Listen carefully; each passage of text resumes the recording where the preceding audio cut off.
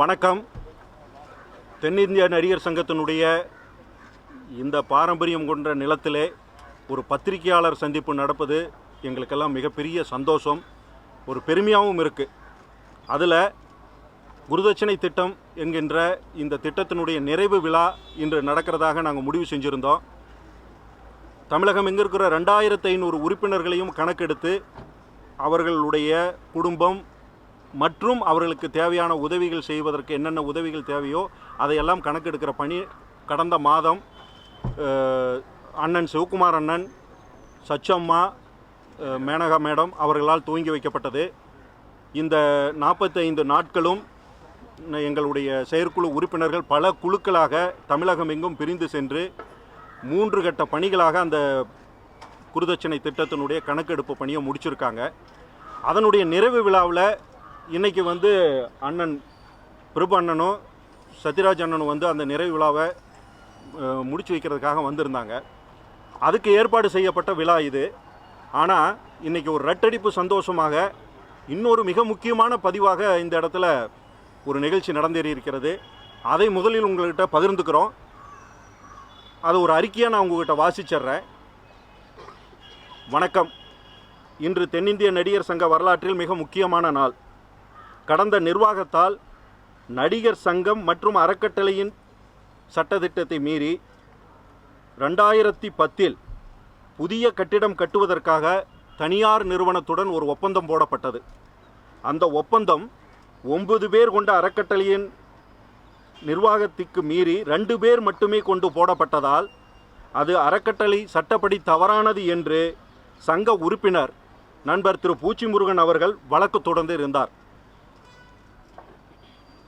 நடிகர்களான நாங்கள் அந்த ஒப்பந்தத்தை ரத்து செய்ய கோரி பல முறை கடந்த நிர்வாகத்திடம் கோரிக்கை வைத்தோம். ஆனால் அது நிறைவேறவில்லை. அதனால் தேர்தலில் பாண்டவரணி மூலம் நின்று நாங்கள் வெற்றி பெற்றோம். நாங்கள் தேர்தல் அறிக்கையில் சொன்னபடி பதவிக்கு வந்தவுடன் அந்த ஒப்பந்தத்தை ரத்து செய்ய தனியார் நிறுவனத்துடன் பல முறை பேச்சுவார்த்தை நடத்தியிருக்கிறோம். அதில் உள்ள சட்ட சிக்கல்களை விவாதித்தோம்.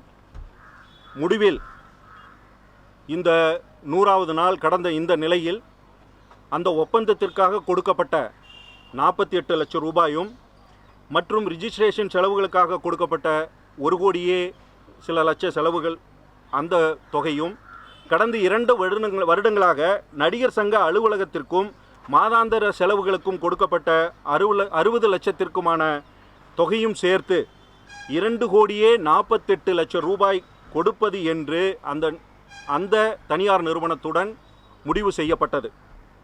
சங்க அறக்கட்டளை நிர்வாகிகள் மற்றும் செயற்குழுவிலும் இதற்கான ஒப்புதல் வாங்கப்பட்டு இன்று மதியம் 12 மணி அளவில் நமது சங்கத்தின் பொருளாளர் திரு கார்த்தி அவர்களும் நமது செயற்குழு உறுப்பினர் திரு பூச்சிமுருகன் அவர்களும் நமது அறக்கட்டளையினுடைய நிர்வாகி திரு ஐஸ்வரி கணேஷ் அவர்களும் இணைந்து அந்த ஒப்பந்தத்தை இந்த தனியார் நிறுவனத்திடம் இருந்து இன்று முடிவுக்கு கொண்டு வந்திருக்கின்றனர் என்பதை மகிழ்ச்சியோடு தெரிவித்துக் கொள்கிறோம்.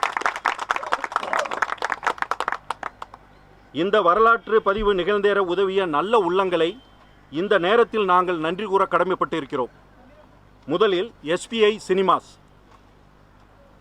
இந்த ஒப்பந்த காலகட்டத்திற்கான காலதாமதத்திற்கு முதலீடு செய்ததற்கான பணத்திற்கான வட்டியை ரத்து செய்து எதிர்காலத்தில் நடிகர் சங்கத்துடன் என்றும் நாங்கள் ஒத்துழைப்போம் என்று அன்போடு கூறிய SPI சினிமாஸ் நிறுவனத்திற்கு எங்களுடைய நன்றியை தெரிவித்துக் கொள்கின்றோம்.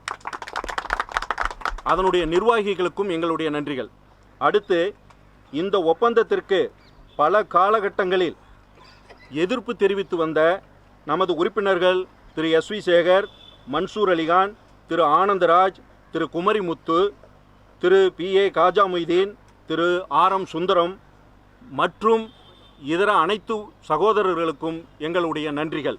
இதற்கெல்லாம் மூல காரணமாக இருந்த எங்களுடைய சகோதரரும் நண்பருமான திரு பூச்சிமுருகன் பல சோதனைகளும் மிரட்டல்களையும் கடந்த நிர்வாகத்தால் சமாளித்து சங்க நலத்தை மீட்டெடுப்பதற்காக போராடிய அவருக்கு, திரு பூச்சிமுருகன் அவர்களுக்கு எங்களுடைய மனமார்ந்த நன்றிகளை இந்த நேரத்தில் பதிவு செய்ய விரும்புகிறோம். இந்த நேரத்தில் இருந்து இன்று முதல் இந்த இடம் முழுமையாக நடிகர் சங்கத்தினுடைய இடமாக மாறி இருக்கிறது.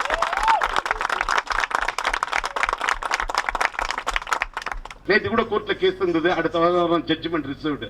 ஒரு கேஸுக்கு 2 இடத்துல, அதாவது அபியூஸ் ஆஃப் ப்ராசஸிங் இதெல்லாம் ட்ரெய்லர் வெளியிடுறது கூட போராடி வெளியிட்டு இருந்தேன். எப்பயுமே மீன் குஞ்சுக்கு நீந்த கத்துருவோம்னு சொல்லுவாங்க.